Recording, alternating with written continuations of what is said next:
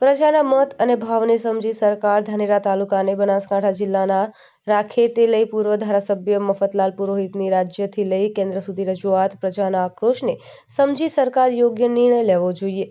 ધાનેરા તાલુકામાં જિલ્લાના વિભાજનને લઈ આક્રોશ યથાવત જોવા મળી રહ્યો છે। ધાનેરા મત વિસ્તારના પૂર્વ ધારાસભ્ય મફતલાલ પુરોહિતે જિલ્લા વિભાજનના નિર્ણય સામે વિરોધ કરી ભારતીય જનતા પાર્ટીના સંગઠનથી પૂર્વ મંત્રીઓને આ મામલે રજૂઆત કરી છે।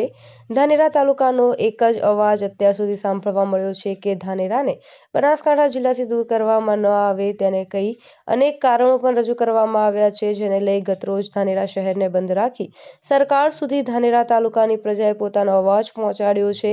ધાનેરા મત વિસ્તારના પૂર્વ ધારાસભ્ય અને પ્રજા માટે હરહંમેશ આગેવાની લેનાર 80 વર્ષની ઉંમરે પણ મફતલાલ પુરોહિતે ધાનેરાની પ્રજા સાથે રહી સરકાર સુધી રજૂઆત પહોંચાડી રહ્યા છે।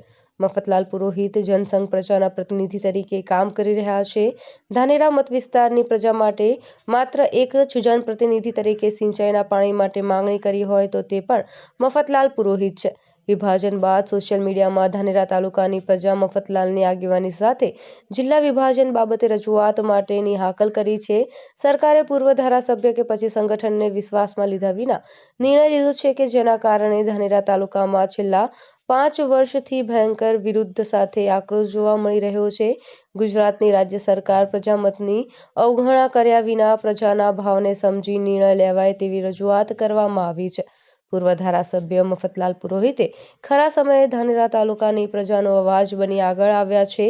તેમની સાથે વર્તમાન ધારાસભ્ય માવજીભાઈ દેસાઈ અને પૂર્વ ધારાસભ્ય નથાભાઈ પટેલ પણ હાજર રહીને ધાનેરાને બનાસકાંઠા જિલ્લામાં રાખવામાં આવે એવી માંગ કરવામાં આવી રહી છે।